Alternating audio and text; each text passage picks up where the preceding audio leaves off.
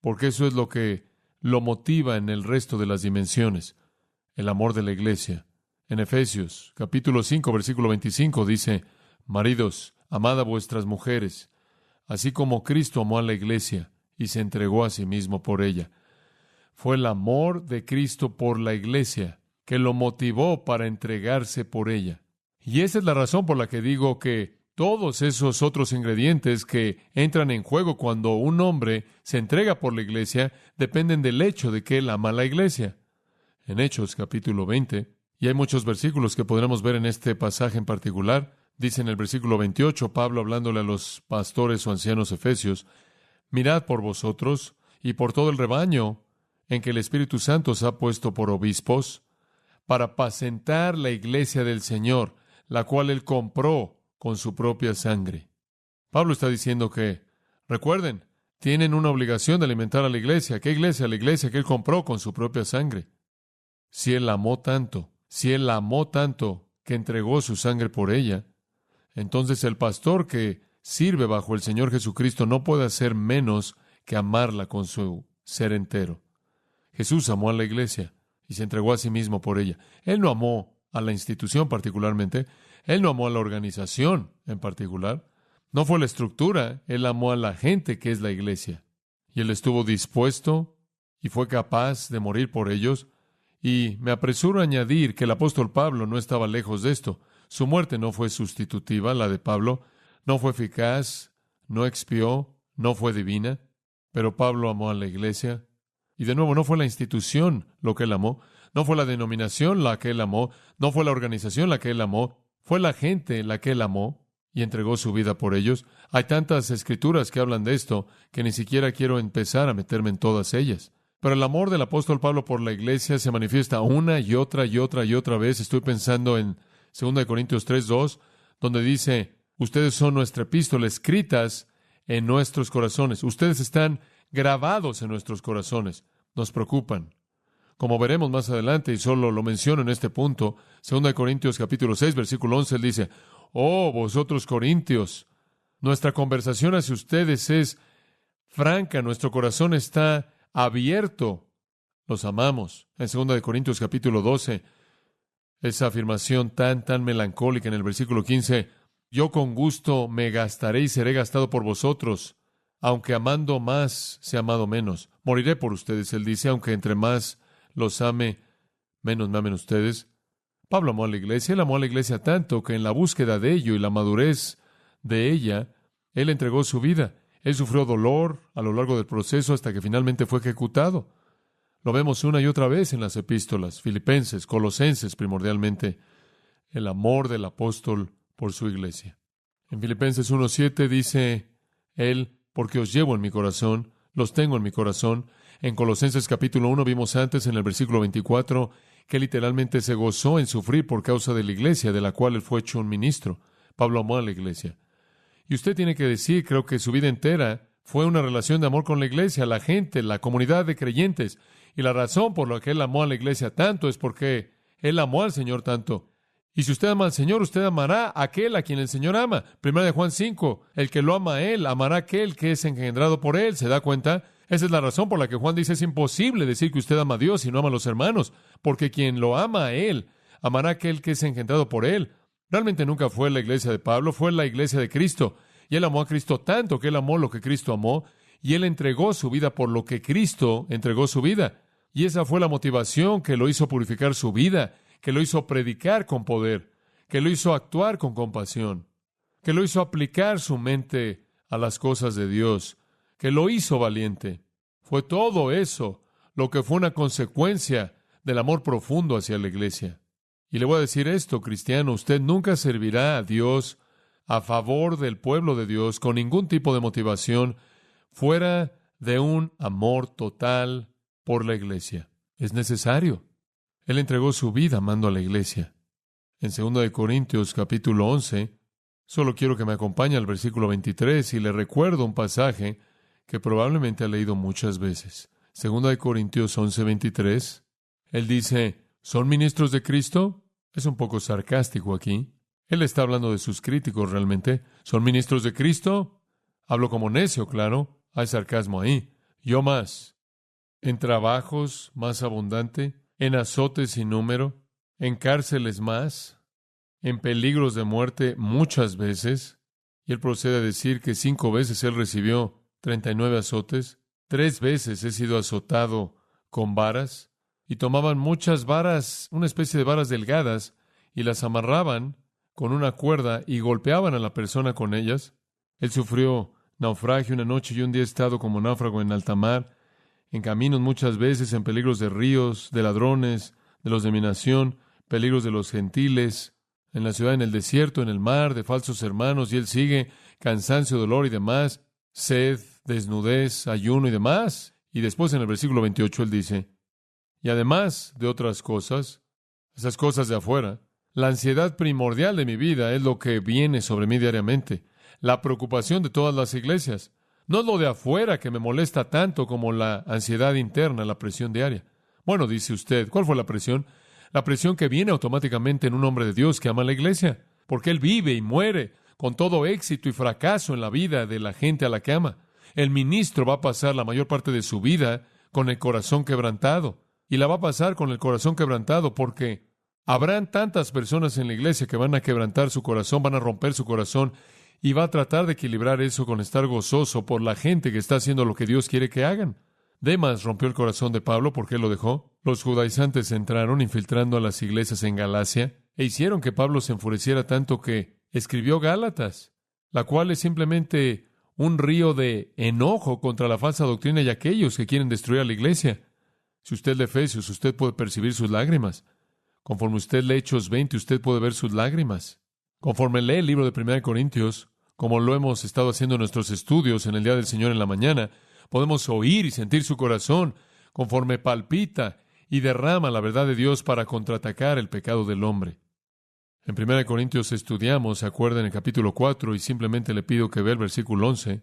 Él dice esto: hasta esta hora actual tenemos hambre y sed y estamos desnudos y somos golpeados, literalmente golpeados en la boca, y no tenemos lugar para vivir y trabajamos con nuestras propias manos, siendo maldecidos, bendecimos, siendo perseguidos, los soportamos, siendo difamados, rogamos, hemos sido hechos como la escoria del mundo y la basura, el desecho de todas las cosas hasta este día. Eso es lo que atravesamos, eso es lo que soportamos. Dice usted, ¿por qué sigues adelante, Pablo? Versículo 14. No os escribo estas cosas para avergonzaros, sino como mis, ¿qué? Hijos amados. Esa es la razón por la que lo hago, porque me son amados. Esa es la razón. Como puede ver, esa es la diferencia entre el profesional y el apasionado. Esa es la diferencia entre el que simplemente lo hace de manera rutinaria y lo cumple a nivel profesional, y aquel para quien es una pasión del corazón. Pablo no podía ministrar sin emoción porque él amaba a la iglesia tanto, porque Jesús la amó, y cualquier cosa que Jesús amó, y cualquier cosa por la que Jesús murió, él moriría por ello. Hechos 20, versículo 1. Simplemente una pequeña frase aquí que creo que es hermosa. Hechos 20, versículo 1. Y después de que cesó la turba, y esta es la turba efesia, cuando arrojaron sus ídolos, después de que cesó la turba, Pablo llamó a sí mismo a los discípulos y ¿qué? Los abrazó. La palabra abrazó literalmente es besó. La palabra aparece en el Nuevo Testamento muchas veces y significa beso, besar con afecto, apasionadamente, y es usada del pródigo cuando llegó a casa y su padre lo besó. Es usada en Lucas capítulo 7 de la mujer que besó continuamente los pies de Jesús, y es usada en la primera iglesia. Hay un sentido tremendo de afecto y todo estaba ligado en el amor de Pablo hacia Cristo. Ahora, esto es lo que yo creo que más que cualquier otra cosa que el hombre de Dios debe tener. Esto es sobre cualquier otra cosa en mi propia vida, lo que oro que Dios me dé, el tipo de amor por la iglesia que me hará sacrificar mi vida por causa de la iglesia. Y esto es lo que hizo que Pablo fuera diferente. Esto es lo que lo hizo estar de hombros arriba por encima de cualquier hombre que jamás vivió fuera de Jesucristo desde la época del Nuevo Testamento. Nunca hubo un hombre como este hombre, debido a su cualidad tremenda de su amor por la iglesia, y añadido a eso los dones maravillosos del Espíritu de Dios que Él le dio. Ahora, en su amor por la iglesia, conforme Él llega al capítulo 2, está viendo a la asamblea colosense, y Él está incluyendo con ella las otras 2 ciudades en esa área, Hierápolis y Laodicea. Las 3 eran ciudades hermanas localizadas en el valle Lico, Y él ve a esa iglesia y a esas otras dos iglesias hermanas siendo atacadas por la falsa doctrina, los falsos maestros. Y como ya vimos en nuestro estudio, hubieron muchos aspectos diferentes de esta enseñanza falsa. La estaban recibiendo de los legalistas, la estaban recibiendo de los que filosofaban, la estaban recibiendo de los ascéticos, gente que quería irse a vivir en un monasterio sola. Estaban recibiendo todo tipo de herejía de todos lados, y él tuvo un amor tan tremendo por ellos, y aunque él nunca los había conocido, y aunque no había fundado esa iglesia, cuando Epafras, quien la fundó y quien era su pastor, vino a Roma, y él era un prisionero durante un periodo de 3 años, y le contó de ella, creó en su corazón tal angustia que se sentó y escribió la carta a los Colosenses. Y él dice en el versículo 1 del capítulo 2, porque quiero que sepáis cuán gran lucha sostengo por vosotros y por los que están en la Odisea, y algunos manuscritos añaden también por los que están en Hierápolis, y por todos los que nunca han visto mi rostro. Me gustaría, dice él, que supieran cuánto me duelo por ustedes. Y entonces él escribe, en la parte inicial del capítulo 2, él derrama su amor. ¿Y sabe usted lo que termina haciendo? Termina siendo una expresión de los deseos más profundos que él tuvo por la iglesia. Él derrama su corazón y escuche lo que dice. Tengo este gran conflicto, versículo 2, para que sean consolados sus corazones unidos en amor, hasta alcanzar todas las riquezas de pleno entendimiento, a fin de conocer el misterio de Dios, el Padre y de Cristo, en quien están escondidos todos los tesoros de la sabiduría y del conocimiento. Y esto lo digo para que nadie os engañe con palabras persuasivas, porque aunque estoy ausente en cuerpo, no obstante en espíritu estoy con vosotros, gozándome y mirando vuestro buen orden y la firmeza de vuestra fe en Cristo. Por tanto, de la manera que habéis recibido al Señor Jesucristo, andad en Él, arraigados y sobreedificados en Él, y confirmados en la fe, así como habéis sido enseñados, abundando en acciones de gracias. Abundando en acciones de gracias. Ahora, lo que se reduce en esos simples versículos son 5 cosas que Pablo desea por la iglesia, que se derraman a partir de su amor por gente que él nunca ha visto, por un grupo de personas que él nunca ni siquiera ha conocido, pero eso no importó, porque como puede ver, ahora escucha esto, su amor por la iglesia no dependía de la gente que estaba en ella, dependía del Cristo que murió por ella. ¿Se da cuenta? No fue un amor discriminador, no fue un amor que estaba aislado a los que le caían bien a él en términos de personalidad, o inclusive los que él conocía, sino que él podía amar a la iglesia entera, por igual, porque él amó a Cristo. Y entonces él derrama su amor, y conforme se está vaciando aquí, usted puede seleccionar a partir de este derramamiento de su amor 5 cosas que él desea por la iglesia. Y son como una lista que usted y yo debemos revisar. Y vi estas 5 cosas y simplemente revisé mi propia vida a la luz de ellas. Y también revisé Grace Community Church a la luz de ellas, porque tienen una importancia vital. Ahora regresemos al versículo 1 y comencemos ahí. Porque quiero que sepáis cuán gran lucha sostengo por vosotros. La palabra lucha toma una palabra que él usó en el versículo previo, la palabra luchando, en el versículo 29, es la forma del verbo agonizo, de la cual obtenemos agonizar. Es una palabra que se relacionaba de manera especial con el esfuerzo deportivo en donde alguien estaba agonizando y esforzándose por ganar. Él dice, no conocen la angustia y el dolor que soporto por ustedes. Y la palabra agón quizás solo tiene su entendimiento definitivo para un deportista. Nadie más que un deportista quien ha estado en el esfuerzo del tipo definitivo de competencia en donde la victoria es todo, entenderá lo que significa buscar una meta, experimentando el dolor que va más allá de lo que uno puede creer para alcanzar lo que usted está buscando. Y lo he experimentado algunas veces. Me acuerdo jugando en un juego de fútbol americano durante 60 minutos con un hombro dislocado, deseando tanto ganar que ni siquiera se lo dije a alguien, y simplemente soportando, como dicen, soportando el dolor. Y es lo que Pablo dice, experimento agonía. Él no estuvo solo. Epafras, observa el capítulo 4, versículo 12. Epafras, quien fue su pastor, quien vino y le dio el reporte a Pablo, él tuvo lo mismo. Versículo 12. Os saluda Epafras, el cual es uno de vosotros, siervo de Cristo, siempre rogando encarecidamente por vosotros en sus oraciones, para que estéis firmes, perfectos y completos en todo lo que Dios quiere. Aquí está el mismo espíritu, la misma actitud, otro hombre con el mismo corazón que se dolía por la vida espiritual de la gente de Dios. Y como dije, la emoción de Pablo no es simple amor personal, No es nada más que él está preocupado por algunas personas que le caen muy bien. Él tiene esta agonía por gente que él nunca ni siquiera ha conocido, porque él ama a la iglesia en cualquier lugar.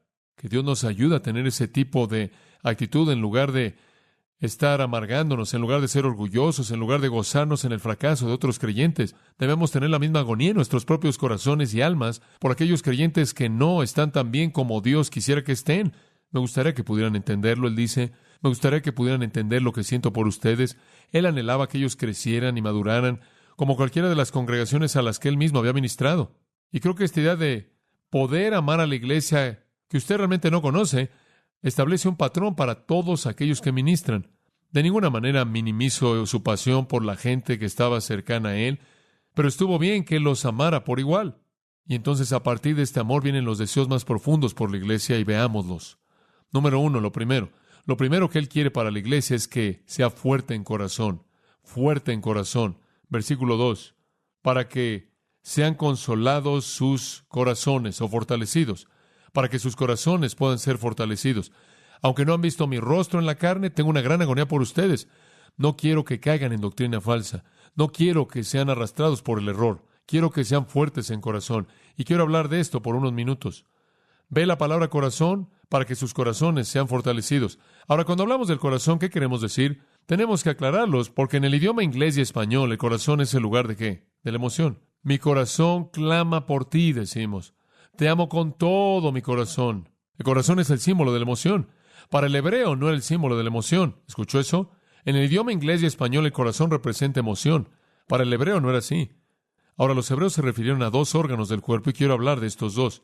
Los dos órganos a los que se refirieron muchas veces en las Escrituras son las entrañas y el corazón. No se asuste. Hay muchas referencias en la Biblia al término entrañas. Han sido muy bien borradas en las últimas traducciones, pero la traducción pura del hebreo indica que esa es la palabra. Ahora es usada en la Biblia para hablar del vientre, del estómago, de los intestinos y de otros órganos abdominales. Entonces se convierte en un término general para las entrañas, por así decirlo. Cuando un hebreo dice, mis entrañas tal y tal, significa que lo siento en las entrañas. Eso es lo que le está diciendo. Ahora, escuche esto. Los hebreos no conocían nada de pensamiento de especulación y no conocieron nada de interpretar cosas en abstracción. Todo para ellos fue una realidad concreta, experimental, física. Acompáñeme y le voy a enseñar. Acompáñeme al Salmo 22:14.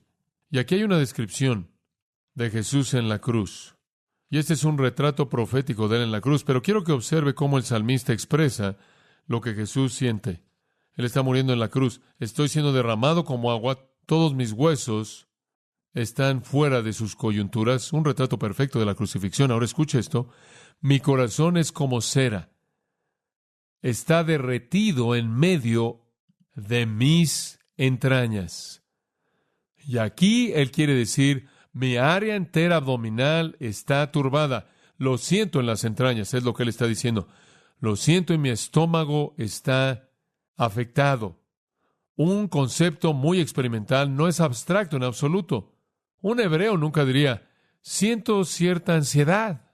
Como puede ver, la ansiedad es una abstracción. Usted tiene que decir lo que significa con eso, pero él no dice eso. Él no habla en términos abstractos, él habla en experiencias. Lo siento en el estómago. Le voy a mostrar otro. Esto es muy interesante. Cantar de los Cantares, capítulo 5. Y sé que todos se están apurando por llegar ahí. Cantar de los Cantares de Salomón, capítulo 5, versículo 4. Ahora, esto es muy interesante, simplemente para darle una idea de cómo el hebreo expresaba sus sentimientos. Ahora usted tiene que tener el retrato aquí, el panorama. La novia está esperando al novio. Es tiempo de consumar el matrimonio. Esta es una gran hora. Ahora escuche. El hebreo dice en el versículo 4, mi amado colocó su mano en la puerta y mis entrañas se movieron por él. Ahora dice, espera un momento. ¿Eso está en la Biblia? Eso está en la Biblia. Dice usted, ¿qué significa, John? Eso significa que las entrañas incluyen el área entera, incluyendo la incitación del deseo sexual en el cuerpo humano. Toda esa área, inclusive el sentimiento en el área genital, fue expresado por los hebreos en esa terminología. Como puede ver, no dijeron, y comencé a sentir una pasión grande, abrumadora. Esa es una abstracción. El hebreo lo definió en su nivel más bajo de sentimiento experimental. Ahora vamos a apurarnos a llegar a Lamentaciones 2, porque no queremos detenernos en ese punto en particular. Lamentaciones capítulo 2, versículo 11. Como usted sabe, la Biblia realmente no es tan reservada acerca de algunas cosas por las que la gente siente ciertas reservas. Quiero que sepa eso. Lamentaciones capítulo 2, versículo 11. Ahora Jeremías, él fue un patriota. Realmente fue un patriota. Jeremías, pero no fue un patriota ciego. Él amó a su país cuando su país amó a Dios. En Lamentaciones 2:11 él dice, mi país está despedazando, en esencia. Él está viendo la muerte de su país. Esa es la razón por la que Lamentaciones es llamada Lamentaciones. Es el lloro de Jeremías por la muerte de su país. Él dice, mis ojos están llenos de lágrimas, y aquí viene, mis entrañas están turbadas. Lo siento de nuevo en el estómago. El dolor en mi estómago estoy en problemas ahora. ¿Usted ha experimentado eso? Él está teniendo respuestas psicosomáticas en su cuerpo a la ansiedad en su mente, pero el hebreo lo expresa en términos de síntomas psicosomáticos, no en términos de la abstracción. Entonces, bíblicamente, las emociones, en el Antiguo Testamento en particular, no son experimentadas como abstracciones, sino al nivel más bajo de la experiencia. Y entonces, ahora escuche esto, en los casos de las entrañas siendo usadas en las Escrituras, tienen referencia a las respuestas emocionales. Entonces, para la mente hebrea, el corazón no es el lugar de la emoción. ¿Qué es? El estómago, las entrañas. Además, vea 1 Juan capítulo 3. Y voy a llevar esto a su conclusión y mostrarle algo interesante en un momento. Esto es interesante también, pero es algo que es muy interesante. 1 Juan 3:17. Y nunca había entendido esto. Me acuerdo cuando era un pequeño y oía a mi papá predicar. Y esto fue antes de que volvieran a traducir esto. Y siempre oí eso. No sabía de lo que él estaba hablando. Algunos de ustedes quizás están en la misma situación, pero dice en 1 Juan 3:17, pero el que tiene bienes de este mundo y ve a su hermano tener necesidad y cierra sus entrañas o corazón de él, ¿cómo mora el amor de Dios en él? Hombre, eso es extraño. ¿Qué es lo que él está diciendo? Él simplemente está expresando lo que en la mente hebrea es algo obvio.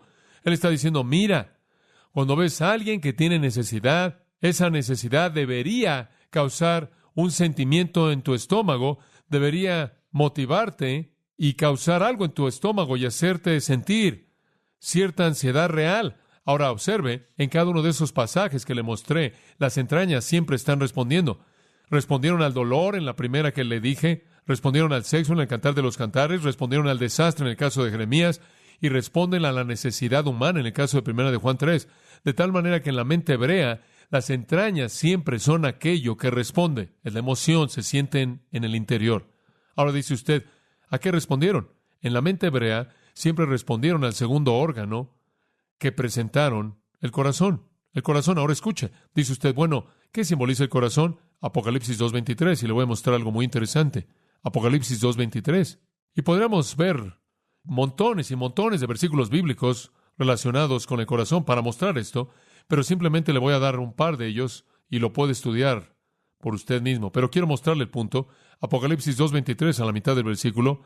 Yo soy aquel, el Señor está hablando, yo soy el que escudriña la mente y el corazón. Ahora, lo que usted tiene aquí es juicio, porque Él acaba de hablar del hecho de que Él va a arrojar esta situación pecaminosa en particular en gran tribulación si no se arrepienten y matan a los hijos con muerte y etcétera, etcétera. Y Él dice, yo escudriñaré las mentes y los corazones. ¿Qué es el corazón? Escúchame. En primer lugar, vemos a partir de ese pasaje que el corazón es el lugar de la responsabilidad. Es el lugar de la responsabilidad. Engañoso es el corazón, en Jeremías 17. Engañoso es el corazón más que todas las cosas. ¿Y qué? Y perverso. Es el lugar de la responsabilidad. Es aquello que Dios va a juzgar y Él va a probar que los corazones de los hombres es aquello que es justo o impío. Cuando Dios redime a Israel, Él va a quitar su corazón de piedra y les va a dar ¿qué? Un nuevo corazón. Es el lugar de la responsabilidad. Es aquello que es juzgado. Profundicemos. No puede ser emociones, entonces. No puede ser emociones. ¿Qué es? Veamos Apocalipsis 18:7. Y aquí le está hablando de Babilonia, la grande, la destrucción del sistema del mundo final en la tribulación. ¿Cuánto se había glorificado a sí misma? Apocalipsis 18:7. Se glorificó a sí misma y vivió en lujos. Tanto tormento y tristeza le daré. Escuche, porque dijo en su corazón, me siento como reina y no soy viuda, y no veré tristeza. Ahora observe algo. Decir en su corazón es una metáfora para hacer ¿qué? Pensar. Ella dijo en su corazón. ¿Qué significa eso? Ella pensó en su mente. ¿Qué entonces es lo que presenta el corazón? No las emociones, sino la mente. El intelecto y la mente están constituidos de dos cosas. El intelecto y la mente, ese es el corazón, en terminología bíblica. En tiempos antiguos usted no encuentra que ellos se referían al cerebro. Escuche esta. Dice el necio en su cerebro. No. Dice el necio ¿en qué? En su corazón. ¿Por qué? Porque el corazón era el lugar donde pensaban. Era el lugar donde pensaban. Entonces el corazón representa la mente y establece el ritmo, y las entrañas representan a la emoción que responde. Dice usted, bueno, ¿cómo es que llegaron a este descubrimiento? Bueno, es fácil saber cómo llegaron a las entrañas, estando conectadas con las emociones, porque cuando se emocionaban comenzaban a tener lo que tenemos en la actualidad: colitis, problemas de estómago y todos esos síntomas que tenemos, ¿verdad? Estamos bien ahí. Pero ¿cómo sacaron el corazón del cerebro? Bueno, alguien se dio cuenta de eso, porque cuando el cerebro está realmente funcionando, el corazón realmente está operando, y podían sentir que estaba latiendo. Pero así es como lo hicieron. El pensamiento realmente serio, dice un hebreo, puede ser sentido en el latir del corazón, porque conforme el corazón piensa y las entrañas responden con emociones, eso es lo que usted es. Ahora recuerde esto: en la mente del hebreo y en la revelación de Dios, las emociones nunca inician, siempre responden. El corazón piensa y las emociones responden. Ese es el patrón divino. Y usted sabe, cuando alguien viene a mí y me dice, no puedo controlar mis emociones, tus entrañas están fuera de control, ¿es eso? Terminología hebrea. Tiene un problema real. No puedo controlar mis emociones. ¿Sabe por qué? Porque sus emociones solo serán controladas por su mente, porque la emoción responde. La clave para controlar sus emociones es llenar su mente con la verdad divina. Esa es la clave para controlar sus emociones. Como puede ver, las emociones responden a lo que la mente percibe como verdadero. ¿Escuchó eso? Sus emociones responderán a lo que su mente percibe como verdadero, inclusive si no es verdad. Pruébelo. ¿Alguna vez ha estado acostado en la cama y de pronto se despierta cuando aterrizó después de caerse de ese edificio de 40 pisos? No se estaba cayendo, pero su mente lo percibió así, sus emociones respondieron eso. ¿Sabe lo que eso me enseña de las emociones? Nunca confíe en ellas. Nunca confíe en ellas, porque usted puede hacer que sus emociones hagan lo que usted quiere si usted tan solo puede hacer que su mente piense en percibir eso. Y la única manera en la que usted puede controlar sus emociones es asegurarse de que su mente esté llena de la verdad divina. Las emociones son como niños pequeños malos. Van a estar fuera de control si no las controla. Y dice usted, ¿cómo las controla? Usted las controla indirectamente al alimentar la mente. Permítame llevarlo a 2 Corintios 6. 2 Corintios capítulo 6, versículo 11, de regreso a ese pasaje que le mencioné antes a usted. Y aquí está lo que él dice. 2 Corintios 6, 11. Oh, vosotros corintios, nuestras palabras para ustedes son francas, nuestro corazón está abierto. Ahora escuchen, corintios, escúchenme. Mis palabras para ustedes son directas, francas. No estoy reteniendo nada, y mi corazón o mi mente está abierta. Escuchen, tengo todo tipo de verdad que decirles. Está en mi cerebro y mi cerebro está abierto, está en mi boca y mis palabras están abiertas y son directas. Ahora escuche esto. Pero por nuestra parte no hay restricción, pero hay restricción en sus afectos. ¿Sabe lo que el griego literal es ahí? Están apretados en sus entrañas. Esa es la traducción literal. Ciertamente me gustaría impartirles verdad de mi mente a su mente, pero ustedes están tensos emocionalmente. No lo quieren recibir. Escuchen esto. Los corintios habían colocado una actitud emocional en contra de Pablo, de tal manera que no podían recibir la verdad. Las emociones estorban a la gente. Simplemente piensa en la persona que viene a la iglesia y tiene algo en contra de mí. No pueden aprender, ¿verdad? Porque han colocado sus emociones enfrente de la verdad. Las emociones han dejado de responder y las emociones están a cargo. Aquí los corintios estaban colocando las emociones primero. No querían aceptar a Pablo. Estaban emocionalmente enojados con él. Estaban siendo hostiles hacia él y no podían percibir la verdad. Tenían todo al revés. Cuando la gente comienza a colocar las emociones primero, entonces realmente se meten en problemas. Una ilustración clásica de eso, en la actualidad, es el movimiento carismático, los pentecostales. ¿Sabe lo que intentan hacer? Intentan echar a andar las emociones sin la mente, y lo meten usted ahí, y tienen suficientes aleluyas funcionando, y usted hace a un lado la mente, y usted realmente echa a andar las emociones. El único problema es que las emociones están respondiendo a algo que perciben que no es la verdad, porque no ha habido una presentación de la verdad. Lo que intentan hacer es hacer un cortocircuito de la verdad y dejar que las emociones estén desenfrenadas. Y eso es lo opuesto del patrón bíblico. Como puede ver, las emociones siempre deben responder a la verdad. La clave entonces para la conducta y la clave para controlar la emoción es el corazón. El corazón es visto como la mente. Necesitamos implantar la verdad en la mente y controlará las respuestas emocionales. No sé usted, pero cuando estaban cantando esta noche, cuando los niños estaban cantando esta noche, me puse algo sentimental. ¿Usted se puso sentimental? ¿Sabe por qué me puse sentimental? Por la verdad. Cada vez que cantaron algo que era la verdad, ¡oh, maravilloso! Simplemente me puse sentimental. Usted en cierta manera se siente con cierto sudor, usted sabe, y tiene este tipo de piel enchinada espiritual, sus emociones están reaccionando a la verdad. Así debe ser.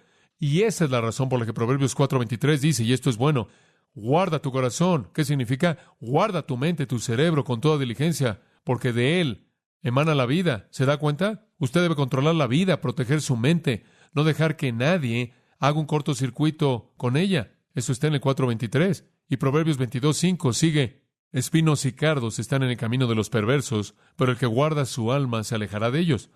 La misma terminología básica de guardar la mente, el hebreo, lo encuentra en Proverbios 23:19. Oye, hijo mío, y sé sabio, y guía tu corazón en el camino. Guía tu corazón, guárdalo y guíalo, para que pueda oír y percibir la verdad, y para que tu emoción pueda responder a la verdad. Un pasaje hermoso, Deuteronomio 4:9, no puedo resistir leérselos. Mira por ti mismo, guarda con diligencia tu alma, no sea que te olvides de las cosas que tus ojos han visto, y no sea que dejen, escuche, tu corazón. Lo vuelvo a leer, escuche esto, cuídate a ti mismo, guarda tu alma con diligencia, no sea que olvides las cosas que has visto y dejen tu corazón. No olvides la verdad, guarda tu corazón. En el Salmo 139, una porción hermosa de las Escrituras, en los versículos 23 y 24, examíname, oh Dios, y conoce mi ¿qué? Corazón. Pruébame y conoce mis pensamientos. Como puede ver el corazón equiparado con los pensamientos, y vese en mí camino de perversidad y guíame en el camino eterno. Guarda el corazón, guía el corazón. Pida a Dios que proteja el corazón. Ese es su cerebro, su mente. Un buen hombre, dijo Jesús en Mateo 12:35, del buen tesoro del ¿qué? Corazón saca buenas cosas. Toda la bondad saldrá de la mente. La mente debe guiar el patrón de la conducta. Un pasaje más, Mateo 15:19, porque del corazón salen los malos pensamientos, homicidios, adulterios, fornicaciones, robos, falsos testimonios, blasfemia. Jesús dijo en Mateo 12, todas las buenas cosas salen del proceso de pensamiento. Jesús dijo en Mateo 15, todas las cosas malas salen de los procesos de pensamiento. Entonces la Biblia dice, Dios guarda mis procesos de pensamiento. Ahora regresemos a Colosenses y veamos lo que esto significa para usted a continuación. Me encantaría que supieran cuán gran lucha sostengo por vosotros y por los que están en la Odisea y por todos los que nunca han visto mi rostro, para que sean fortalecidos, ¿qué? Sus corazones. ¿Qué significa corazones? Mentes. Pablo dice, lo primero que quiero de ustedes es que sean fuertes en corazón. ¿Qué significa la palabra consolados? Dice ustedes, consolados en mi Biblia, claro, parakaleo. Parakaleo es una palabra muy hermosa. Es una palabra usada repetidamente en el Nuevo Testamento y una palabra que siempre contiene la idea de fortalecer. En Efesios 6:22 dice, para que Él fortalezca vuestros corazones. En 2 de Tesalonicenses 2, fortalezcan sus corazones. La palabra parakaleo incluye la idea de consuelo, incluye la idea de valentía, incluye la idea de ser fortalecido y siempre conlleva todos esos aspectos. De hecho, podemos mirar hacia atrás en la etimología y encontrar el uso de esta palabra y significa específicamente fortalecido. Un incidente como ese es usado por un historiador griego. Él dice, hubo un regimiento griego que había perdido el ánimo y perdió la valentía y estaba totalmente desanimado y usted sabe, estaban a punto de darse por vencidos. Y el general envió a un líder nuevo y dio un gran discurso y los alentó tanto que fueron fortalecidos y salieron y se volvieron héroes. Significa fortalecer, significa proveer un hombre interno valiente, fuerte, un intelecto y una mente que actuará de manera heroica para Dios. Un corazón fuerte significa una mente firme, una mente que tiene valentía, una mente que tiene convicción, una mente que cree, una mente que tiene principios. Dice usted, pero ¿cómo haces eso, John? ¿Cómo es que tienes una mente fuerte? Y Pablo realmente está diciendo, no quiero que ustedes se vuelvan presa de la enseñanza falsa de los que promueven el error. No quiero que caigan ante estas personas que les están enseñando mentiras. Quiero que sean fuertes en su mente. Quiero que se aferren a la verdad. Dice usted, pero ¿cómo te vuelves fuerte así? Le voy a mostrar. Efesios 3:16 se lo dice en un versículo. ¿Cómo es que se fortalece esa parte interna de mí? Versículo 16, él ora al Padre, que Él los conceda según las riquezas de su gloria, el ser fortalecidos con poder por su ¿qué? Espíritu. ¿Quién es el fortalecedor del corazón? ¿Quién es? Es el Espíritu Santo. Y lo necesitamos. Vivimos en un mundo con un corazón débil. La gente no tiene convicciones. La gente no cree en cosas. La gente no conoce la verdad. La gente no aprende la verdad. No busca la verdad. No investiga la verdad. Y Él dice, quiero que sean fuertes en ella. Quiero que sean valientes. Quiero que sean consolados, alentados y fortalecidos por ella. Todo eso está en la palabra paracaleo. Y el Espíritu Santo es el que lo puede hacer. Dice usted, ¿cómo sucede, John? Yo creo que conforme usted cede al poder del Espíritu de Dios, conforme usted anda en el Espíritu, Él fortalece el hombre interior. Creo que eso es lo que Él está diciendo aquí. Usted le entrega al Espíritu de Dios el control de su vida, día tras día, momento a momento, y el Espíritu de Dios alimentará a ese hombre interior. El Espíritu de Dios, por la revelación de Dios, alimentará su mente y fortalecerá su mente. Conforme cedemos momento a momento a la presencia del Espíritu de Dios, somos fortalecidos. Pablo es una ilustración perfecta de eso. En Hechos 9, él nos dice que fue convertido. Inmediatamente una de las cosas que comenzaron a suceder después de que él se convirtió fue que él comenzó a ser fortalecido. Hechos 9:22, pero Saulo se incrementó en fortaleza. Él se volvió más y más fuerte. No fue que él estaba levantando pesas y no fue que él estaba comiendo mucha comida. Fue que él estaba siendo equipado por el Espíritu de Dios y él se volvió tan fuerte en su corazón. Se volvió tan sólido en su confianza.